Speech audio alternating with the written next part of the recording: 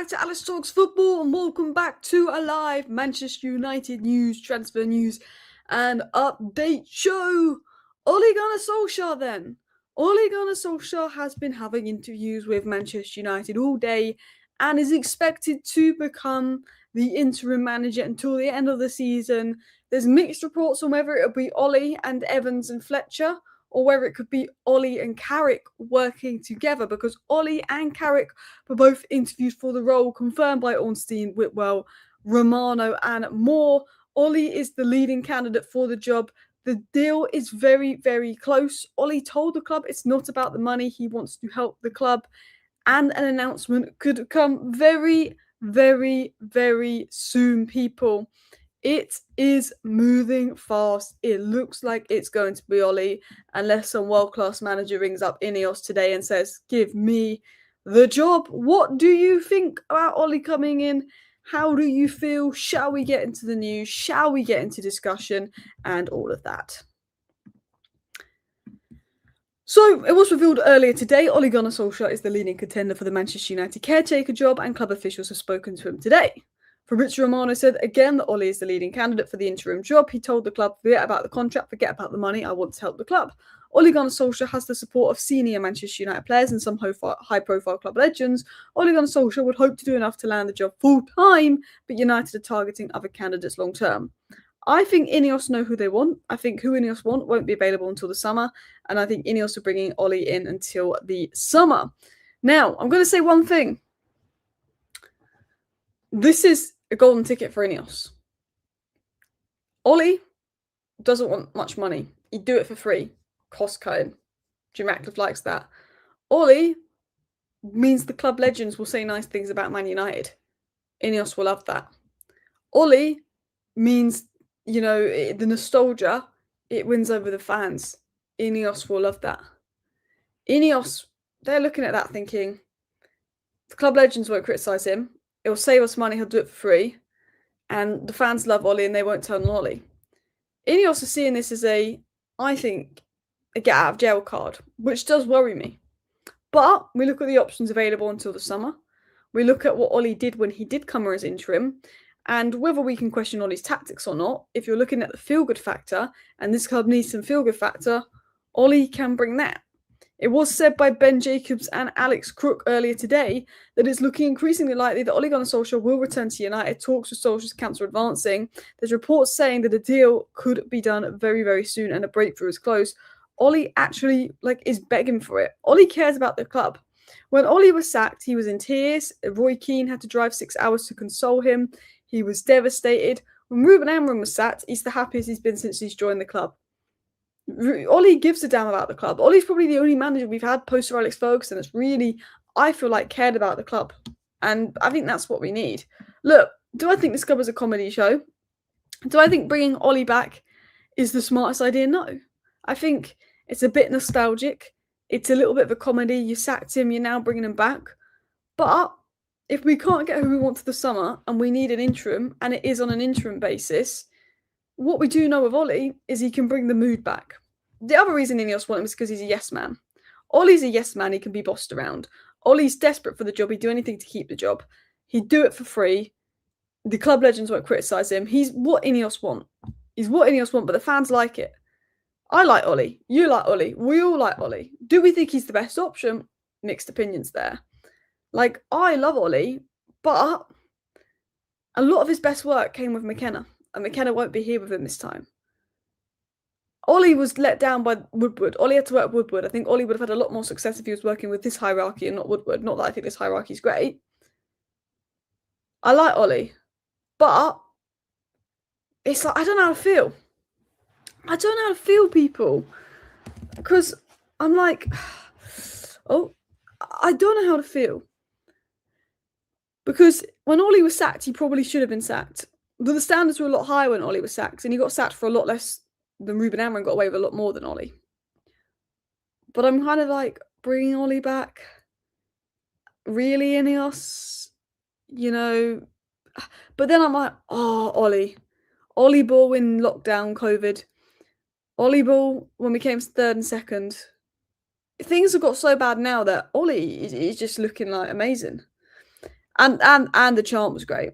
And the chant was great. There's a lot of positives and there's a few negatives and concerns with Ole coming in. I really don't know how I feel because I like Ole. And I've always liked Ole. I think it's hard not to like Ole.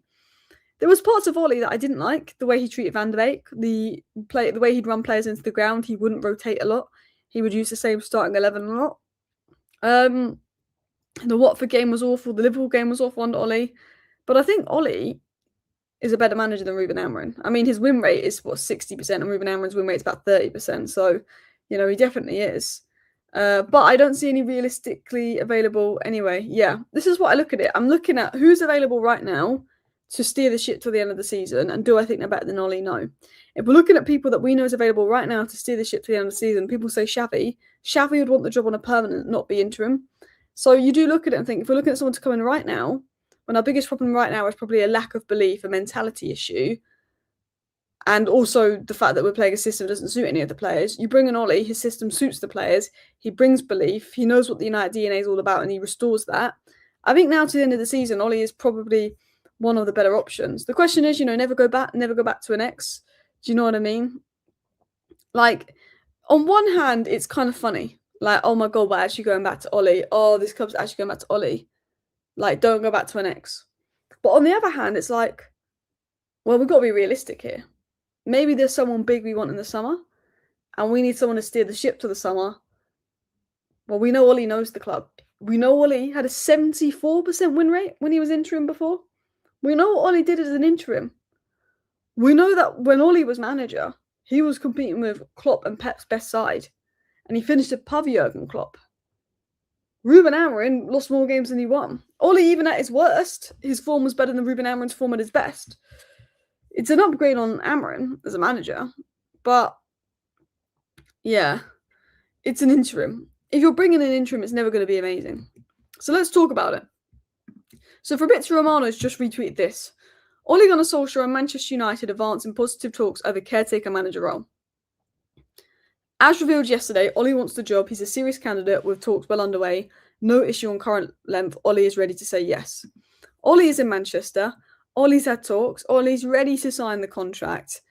And it looks like Ole could be announced as soon as tomorrow, unless something big or something interesting comes up. Romano is now retweeting this, which is a sign that it's getting close. Alice, who would you bring in if we didn't bring in Ole? Well, I would have said McKenna.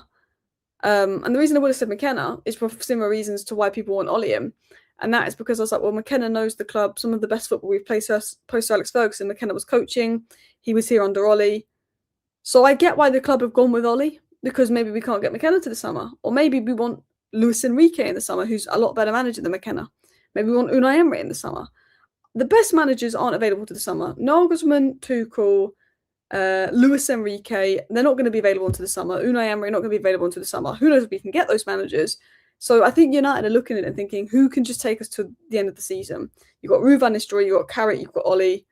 Would they want to pay up to bring McKenna in mid-season? I think they thought, we paid to bring Amorim in mid-season, it didn't work. I think they'd rather bring in a manager at the beginning of the season and give them the summer, although there is the World Cup. It was also said, there has been talks about Ole Gunnar Solskjaer as caretaker manager with Dan Fletcher and Michael Carrick as coaches. I'd like this. Ole without Carrick concerns me. Ole is not a coach. Ole doesn't do the coaching. Ole doesn't get hands-on in the coaching. Ole without Carrick or coaches concern me.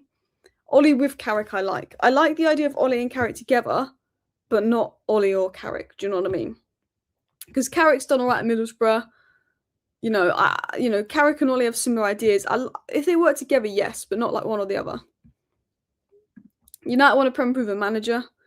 Ole with Carrick, okay, yeah. Ole on his own, I'm a bit concerned, but with Carrick, with the support of that, yeah. I really hope Ole fails and the next manager fails so Ruben can be proved right. Are you a Man United fan? Do you know what? I just want to say something. So there's a section of this fan base that have been blindly backing Ruben Amorim. And if you say anything bad about Ruben Amorim, they label you as negative. They label you as toxic. I am all for fans backing Ruben Amorim. They're fed up with the cycle. If they believe that Ruben Amorim should have had longer and they're fed up with the sacking manager cycle, fair enough. I was hammering out, but I could understand why some people were hammering in because they're fed up with the cycle. We're 6th in the league. He hasn't got his wing backs. He hasn't got his midfielders. He's been given false promises. He hasn't been fully backed. But I was hammering out because we were just awful. We were just absolutely awful under Amorim. He lost 19 games and won 14 in the Premier League. Awful. But what I don't get is the people that put Amorim above Man United. Put Amorim above Man United. Like there's a small percentage of people that were Amorim in that now say they hope Cobby fails so Amorim can look right. They now hope the academy fails so Amorim can look right. They were so blindly backing Ruben Amorim because they loved Ruben Amorim so much. They were so blindly backing him that these Man United fans now want the next manager to fail. So are you a Ruben Amorim fan or are you a Man United fan? Because if you're so far up Amorim's arse that you want Cobby Mainoo to fail and the next manager to fail so you can say you are right, you're not a Man United fan. You're in love with Ruben Amorim and you're an Amorim sexual. That's what you are. You're not a Man United fan. If you're a Man United fan, you want what's best for the club. If you're Amorim in, and you are like, okay, he's been sacked, that's a shame, the cycle continues, let's get behind the new manager. Great. Most people under the Amorim in now want the best for the new manager. There's a few people that were so Amorim in that the minute you said anything bad about Amorim, you were toxic. They now want Mainoo to fail. They now want the academy to fail. They now want the next manager to fail because they love Ruben Amorim that much. You're not a Man United fan. If you want what's best for the club, whether it proves you wrong or right, then you're a Man United fan. I've always said I've been hammering out since about Grimsby, but I always said best case scenario is Ruben Amorim proves me wrong and I can do a video saying I was wrong about Amorim. That would be the best case scenario if Ruben Amorim proved me wrong. Because I don't want to keep sacking managers. I worry that they're going to not appoint a very good next manager. And I worry the next manager is going to fail because I know it's a cycle. I know there's bigger issues than Amorim. It was the people above Amorim. But it is kind of weird. It is kind of weird that I'm seeing so many people already wishing Ole fails. Like, Manager FC. Why are we Manager FC? Why are we Manager FC? I mean, to be honest, he probably should have been sacked after the Europa League final, but he hadn't had a summer window. Alice, if you're happy for Ole, what's that say? I think, look, I wish Ole the best. I have concerns around Ole, but I'm also quite happy to have Ole back and wish him the best. I'm just trying to be realistic about who can come in now. I mean, I've just called them the Amorim sexuals because they literally are hating our academy, hating Mainoo, hating the next manager we bring in because they're so angry that Amorim's been sacked. A Ruben Amorim that lost to Grimsby, a Ruben Amorim that lost to Spurs, a Ruben Amorim with a 32% win rate in the Premier League. That makes Gary Neville at Valencia look good. But they're so obsessed with Ruben Amorim, who has done nothing but break really bad records, that they're now hating on everything else at the club. I don't get those people. May as well bring back Fred and McTominay. I know who's going to be the new McFred. Who's going to be the new McFreds? I mean, Amorim was not better than Ole. Look, both should have been sacked. But Amorim was not better than Ole. Ole got 2nd and 3rd place finishes. Amorim was at Man United 14 months. No, 15 months. Amorim was at Man United 14 months. Amorim was at Man United 14 months and he won back-to-back games once. Back-to-back games once in 14 months. Ole got more wins in his 6-month stint as interim manager than Ruben Amorim did in 14 months at Man United. You cannot sit here and say Amorim is better than Ole. Do you know what I mean? And look, people say Ole had a better squad, but did he? And Bumo, Ahmad, Bruno, Mazraoui, De Ligt. Ole didn't have a DM. Ole was struggling at breaking down low blocks. But, I mean, Ole's squad had Pogba and Matic. Maybe Ole's squad's a tad better than Amorim's squad, but was it? Yeah. The big worry, Alice, is no top manager's really going to want to join us, especially if we're not going to give them much power. That is the worry. And I think Ole's here until the summer, until we can get someone big, but will they want to come? But then the other thing is, we have this weird pull. The reason why I think the Man United manager job has this weird pull is because if you're the manager that makes it work at Man United, you will go down in the history books. Do you know what I mean? You will go down in the history books. Ole had a few decent finishes and cup runs. I think had we not had the injury issues in the Europa League final, we would have won. Because Victor Lindelof was atrocious that game. I think if Maguire was fit, we would have won the Europa League. Thank you very much, Mustafa, for joining the Members Club. Much appreciated. Hope you're having a good day. Do you think Ole could get top 4? 5th, maybe. I don't think we'll get top 4. 5th, maybe. Like, I don't think we're good enough for top 4, but I think we're good enough for 5th. And I think with how bad Liverpool and Chelsea have been, we could push 4th. But I think, for me, I'd like to push Champions League, but I think we need a midfielder, realistically, to get Champions League. But if we get Europa League, it's not the end of the world. Any new manager needs a huge amount of backing, yeah. I also think INEOS are bringing Ole in because he'll come in and not cost us really any money. They'll bring Ole in for now until the end of the season because he's not going to cost anything, and the fans won't rage about it. The thing with INEOS is they know that they're under a lot of fan pressure. They bring Ole in, they get a yes man, which is what they want. They know the ex-club legends like Roy Keane and Gary Neville aren't going to criticise them as much, which is what INEOS want. They know the fans will get behind it because the fans like Ole and the nostalgia, they get what they want. And Ole will practically do it for free, that they don't lose much money. So that's why I think INEOS have gone with Ole. But, we credit Ole, but it's coaching staff that did it, not him. Well, they all did it. It wasn't just Ole, it wasn't just his coaching staff, it was a collective. But his coaching staff were a big reason behind areas that were good under Ole. It's a weird one with Ole, because I think he's one of the better options out there for now. But it also is like, if you'd have said to me a year ago, we're bringing Ole back, I'd have been like, really? Really? Do you know what I mean? But I think it's been so bad under Ruben Amorim. And I think Ruben Amorim has sucked the life out of this club. And it's not really necessarily all on Ruben Amorim. Of course, the Glazers, INEOS. I've done too many live streams ranting about INEOS. You know that I think INEOS is a bigger fault. But Ruben Amorim's football was so horrific, so bad. We couldn't win back-to-back games. Ruben Amorim has sucked the life out of this club. It felt soulless. The DNA was gone. We weren't using academies. We weren't playing attacking football. Like every kind of bit of Man United's DNA was been sucked out by Ruben Amorim. That right now, Ole feels like a breath of fresh air right now. I feel like Ruben Amorim done so much to this club that Ole feels like a breath of fresh air. Whereas if we appointed Ole a year ago, I'd have been like, come off it, guys. Come on. Like, let's be serious. We sacked the guy for Ten Hag, and now we're bringing him back. But because Amorim's been so bad and sucked every bit of United DNA out of us, Ole coming back in, you're like, fresh air. Very sad Liverpool fan here. Please bring back Ole. We're crap right now. Please, please, please. I want something to smile about. I mean, you might not be smiling when Ole gets us to finish above you this season, eh? Ole to finish above Slot. Ole to finish above Slot, eh? Heard it here first. Alice, it can't all be on Amorim. Who pushed for him to be here? Shouldn't there be accountability? Exactly. I've said this a million times. I just don't want to repeat myself from my streams early today. But yeah, of course. Dan Ashworth said no to Ruben Amorim. Jason Wilcott said no to Ruben Amorim. But Barada and Ratcliffe pushed for Ruben Amorim and ignored the other people who had footballing brains and pushed for Ruben Amorim. Yeah. And then they told Ruben Amorim they were going to back him to do his 3-4-3, this, and that. And then when Ruben Amorim asked for this, and that, they didn't do it. People above Ruben Amorim were the biggest disgrace. Amorim sabotaged results on purpose, didn't care his body language explained it all. I think the fact that he went to a back four for a few games, we looked a lot better. We trained in a back four, then versus Wolves, he went back to a back five. It does feel like, did he do it on purpose? It does feel like that. Did he do it on purpose? Like, why? Because also, the subs he made versus Wolves, why did he bring on Jack Fletcher to play right wing versus Wolves? No offence, but Shea Lacey's a right winger. Shea Lacey's also better than Jack Fletcher in the academy, but you bring on Jack Fletcher and stick him right wing. His subs, he brought on academy players and played them out of position.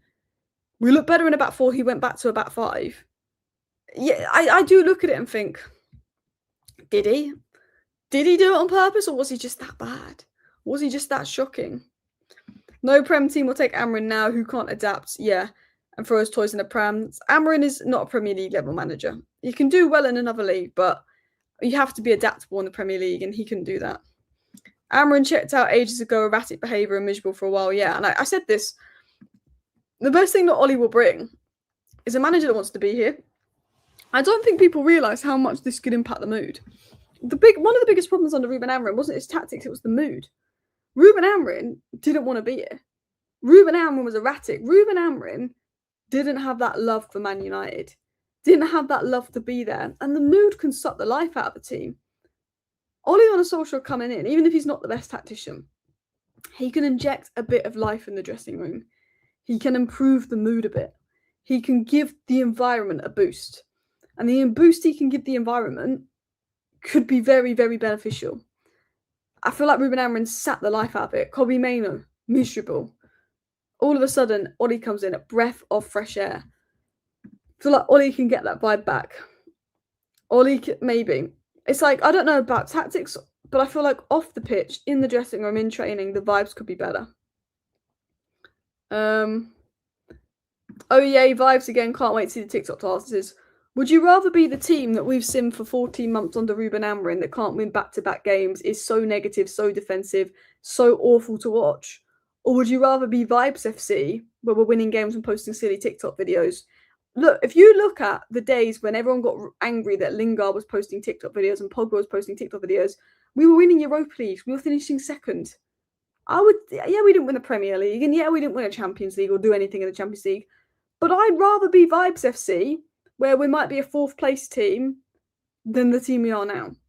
Because like when we were under Ole and when we were Vibes FC, we were angry that we weren't winning the Premier League, but we were getting Champions League football. Right now, we don't even know if we'll get Champions League football. This could be our third year out Champions League football. So I'll take Vibes FC any day. Like when we had Vibes FC, I wanted more. But now we've had Ruben Amorim, I'll take Vibes FC any day of the week. We need some vibes. We need some life. Do you know what I mean? I'll take Vibes FC because it's been miserable for ages. Since Aaron always wanted out, maybe he just engineered his sacking all along. He lost interest after being betrayed by the hierarchy. Maybe. I can't figure out if Aaron was just that bad and stubborn or maybe he'd done it on purpose. But he wanted to get sacked so he could get his payout. I'm actually curious to see Ole short term with a lot of ready-made talent and not so much deadwood. Yeah, I think the squad is better, apart from the midfield. My only concern is the midfield. And also, we don't have a left winger. Cunha isn't an out-and-out left winger. Maybe you're playing Boomer on the left and giving that Rafinha-type role. The one thing we're missing, I think, is a left winger. Ahmad. Oh, wow. I can't wait to see Ahmad. I can't wait to see Bruno back in the 10. But Ahmad is balling out AFCON. Ahmad on the right, Bruno in the 10. Wow, that'd be nice. Mainoo back in the team as well. There is talk Ruben van Nistelrooy could come back in. Can come back in. A upside is a manager that will use our strikers to their strengths, Xerxes like a Berber. The one thing about Ole is he's better with strikers than Ruben Amorim. You know, the best of Martial was under Ole. Cavani did well under Ole. Ronaldo did well under Ole. So, yeah, I think striker-wise, even Igalo looked half decent a few games under Ole, and then we realised he wasn't the level. Like, I think Sesko will benefit from it, to be fair. I think Cunha could play striker just because he drops deep a bit like Martial did. I think Xerxes could potentially. But, yeah. Putting 10 years of competence on Amorim. Amorim was awful. Amorim should have been sacked. Amorim was dreadful. And Amorim's put this club back a while. And he's sucked the environment out of this club. But if you've watched any of my videos or any of my live streams or listened to me for more than 2 minutes, you'll know I've said a million times over the last week that INEOS is the bigger problem. And I've spent countless energy calling out INEOS all week, saying that they've let down Ruben Amorim, saying that they are the biggest failure and we can't pin this all on Amorim. Amorim was crap, but I'm not putting 10 years of incompetence on Amorim. He was crap. He should have been sacked. He was bad. But I keep mentioning millions of times over, bigger problem is those above Amorim. Just not mentioning it now because I'm fed up of mentioning it. Do you need Ruben van Nistelrooy or Robin van Persie to work with young attackers? I agree. Our biggest mistake was letting go of Dan Ashworth. He would have done his best work here. 1, he's a fan, and 2, it's United. If you fix this, you deserve a Ballon d'Or. I mean, Dan Ashworth literally said, I don't think we should bring a Ruben Amorim. His style is not very United DNA. It's very different. It's a 3 at the back, and he got sacked for it. Dan Ashworth got paid a load of money by Man United to just not work for a bit. And so Dan Ashworth sat there after being paid a load of money from Man United because he disagreed with the decision of bringing Ruben Amorim in. Dan Ashworth, I tell you what, he can sit there and be as smug as he wants. Fair play.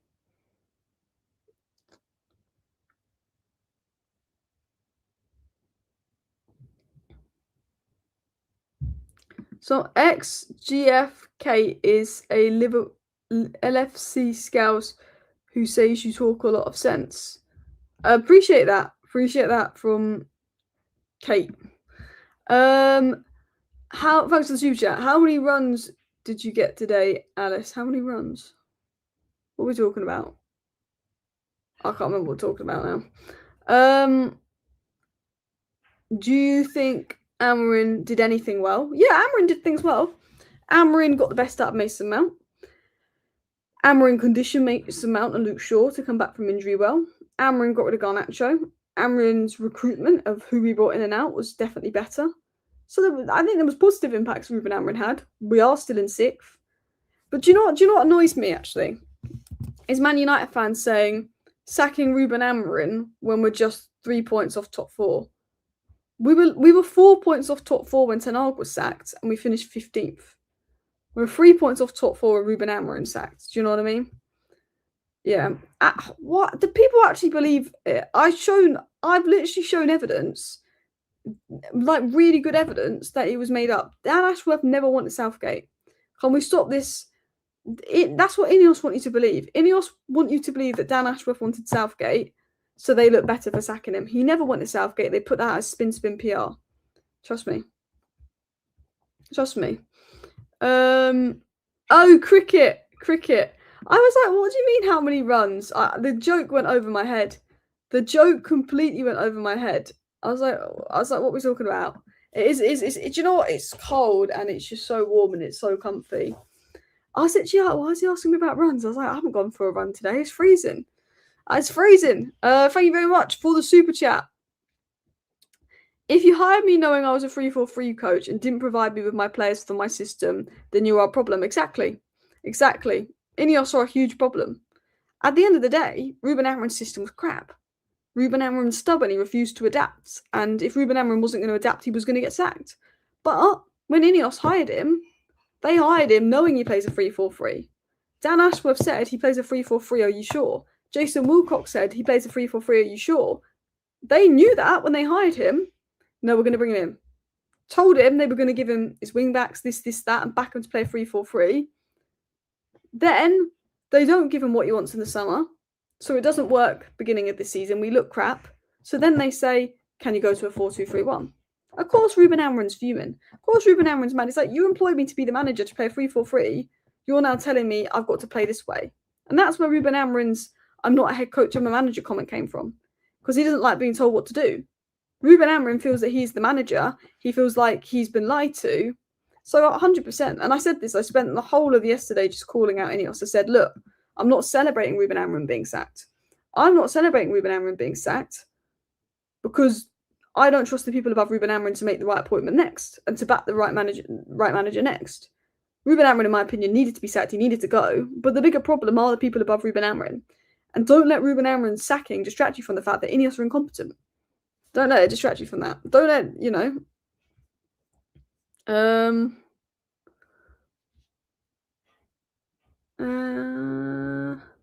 just looking through the chat. Might get that 5 wins in a row now and he can cut his hair off. Imagine if, like, Ollie's first 2 games, he wins them back to back. Something that took Amorim a year. Imagine that. That would be nuts. There are financial constraints for all clubs. Can't get all young players in one window anymore without brilliant sales. True. Look, we could probably have spent another 60 million in the summer and thrown it on a midfielder, but we couldn't have done loads more in that summer, to be fair. But if you bring in a manager that plays a back 3, why don't you get wing backs? Ruben Amorim's biggest fault was his defensive mindset, the constant defensive subs when we needed a goal, 10 men Everton and wouldn't go to a back 4. His stubbornness, lack of adaptability, in-game management and defensive mindset was anti-United. I agree. Ollie must have been camping out of Old Trafford for 3 years waiting for this moment. INEOS have sacked 7 managers' needs. This is what surprises me. Do you know they wouldn't have sacked Ruben Amorim if he didn't have that fallout with Wilcox? They literally wouldn't have sacked Ruben Amorim if he didn't have the fallout with Wilcox. Ruben Amorim has had the most atrocious form I've ever seen of a Man United manager. His win rate is ridiculously low compared to all the managers we've had before. It's the worst football Man United have ever played. Like, if we lose our next 2 games, we'd be in 14th. They didn't sack Ruben Amorim, but they sacked 7 managers at Nice. Like, that's what's always surprised me. He wanted to be sacked. Apparently, he called his agent on Friday before the Leeds game and said he wants to go. So maybe he knew during the Leeds game he was going to go anyway, and maybe that's why he made that head coach comment. He was just trying to like save himself a bit. Right, let's talk about Ole. Let's make some final points on Ole, eh? The chat's been really good today. I just can't get through them all. Someone said 38% win rate. It's 32, I think, is what Sky put up. Talks between Ole Gunnar Solskjaer and United have taken place. He's ready and is now waiting for the club's final decision. Maybe there's somebody else, but apparently, according to the best sources, Ole and Carrick are being interviewed. Whether that's they're up against each other, whether they're working together, we will find that out.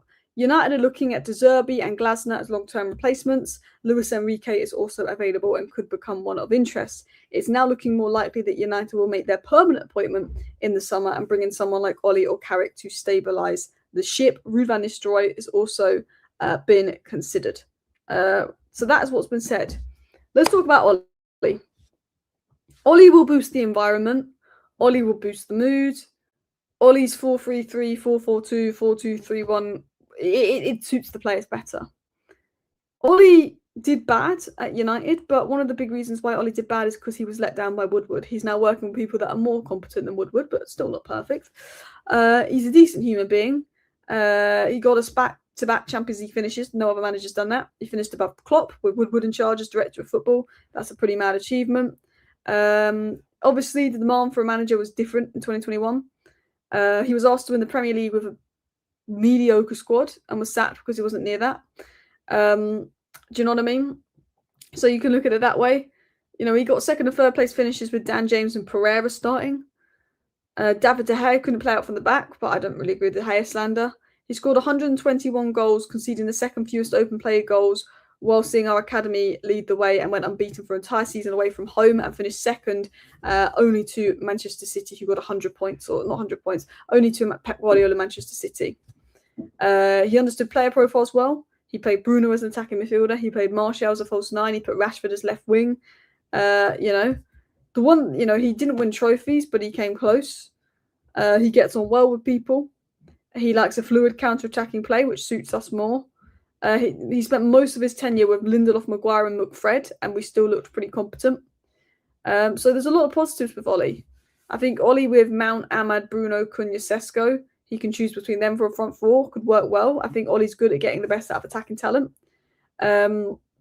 He spent 14 months watching Aaron treat the club like shite, so bringing Ole in could be good, which I agree with.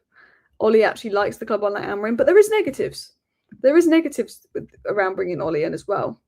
And some of the negatives are really, will everything tick without McKenna and Carrick this time? Solskjaer will be loved so much that it gives INEOS a get out of jail card. He didn't do great at Besiktas.